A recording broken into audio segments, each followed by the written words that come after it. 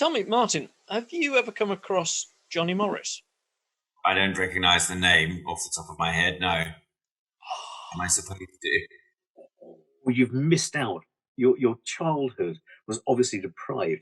Because you've done some work at Bristol Zoo, haven't you? Bristol Zoological Gardens. I have work at Bristol Zoo, yes. When we were growing up, I say we, obviously Mike's much older than me. But when You bastard, you always... When we were growing up, there was a guy on television called Johnny Morris. He had absolutely no formal zoological training whatsoever. And he was asked to do some presenting, to stand in for somebody else one day, and he did, and realised he was quite good at it. So he did this thing called Animal Magic for years, where he pretended to be a keeper at the Bristol Zoological Gardens, and he'd have fake conversations with all the animals. So he'd vocalise for them. And there's a whole generation of kids who've grown up listening to warthogs speak like this, and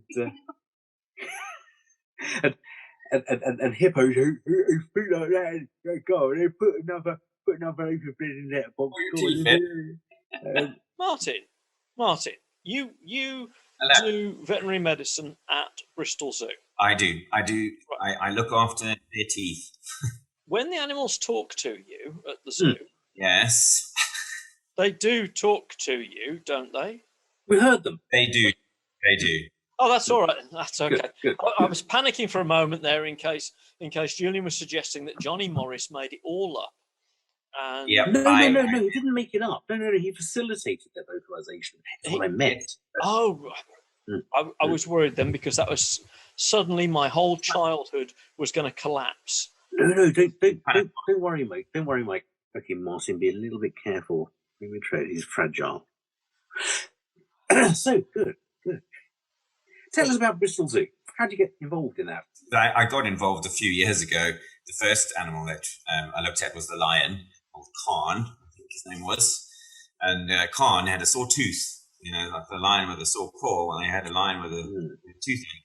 I suppose to zoo vets, they're kind of used to this when they're doing all their work and things. But I remember getting there the first time, and you're told to stand here, don't move. We'll be back. And off the zoo vet goes, and you hear, whoa! You're like, okay, this is really happening. 10 minutes later, they come back and say, yep, he's ready for you. I'm like, okay. So, yes, we tried to fix old Khan's tooth. And then from then, one of my assistants actually did probably the vast majority of the work at Bristol Zoo. But recently, they've moved off to Dublin, so I've been carrying on with the work since then. So it's always very interesting, and I have to learn very quickly about different formulas, dental formulas, and it's intriguing. It's absolutely intriguing. Yeah, it's really good fun. So your first experience of zoological medicine, Martin, was with a lion? Yeah. Old Khan had a sore tooth, and we did try and fix him. It was quite a nerve-wracking experience, having to listen to a lion roar right next to you. But what, you did it consciously? Yeah, no. Zoo vet disappeared into said enclosure, and luckily Zoo vet came out, and lion was suitably flat out on his side.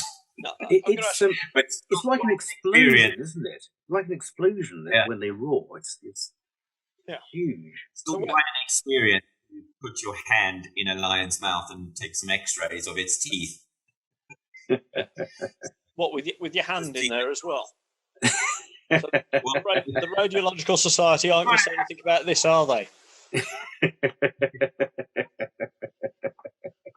kind of have to put your hand in and get that plate down nicely, and oh my goodness, I tell you. Oh, before you take your hand out, right? Okay. Fair enough. So where did you put the pulse oximeter probe? I can't remember on the lion, but we certainly have one going all the time at the moment. You'll be pleased to know. I am very pleased to know.